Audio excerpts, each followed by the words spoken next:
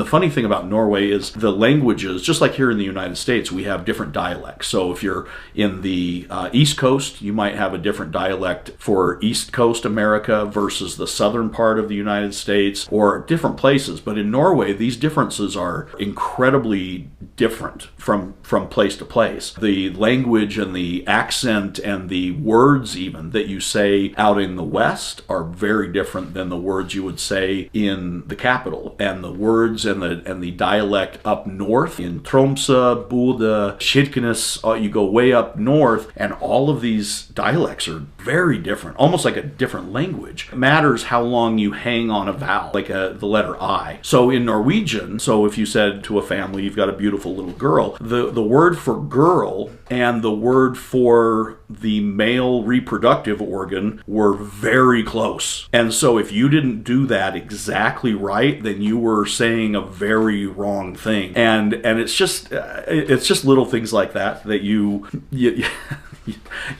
try not to make those mistakes. But I think if you grow up there as a kid, you learn this from your mom and dad of learning, how to speak. But if we're over there just for a short time and we're learning kind of as we go, we don't have some of those little subtleties that people learn growing up there that we never grab, especially with slang, like slang terms. We spoke very, what I would call regular Norwegian, but there's lots of slang terms that youth and people that I would interact with would say. They didn't make any sense to me because it was a slang term, and those aren't very translatable into English. But it was such a beautiful language to hear people speak it. I love to speak Norwegian. Every chance I get, I try to find opportunities to speak Norwegian. I'm in the security business right now, and so I work with security people all over the world, and I have many that are in Norway that I get to talk to. They're also in Sweden and Denmark. So Sweden and Denmark are interesting because Swedish, Danish, and Norwegian are kind of like American, Australian, and British, where it's similar language and it's, you can understand it, but they're very different languages, but they have some similarities where you can, just like if I'm talking with someone from Great Britain, he's got different words that he uses for, like an elevator for me is a lift for him, and different words, but the basics are the same. And Australia as well, but in Norwegian and Sweden and Denmark, you have those kind of differences. So I can speak with a person from Sweden a lot easier than I can a person from Denmark, but I read Danish better than I can read Swedish. And so it's just some different complexities about the language. But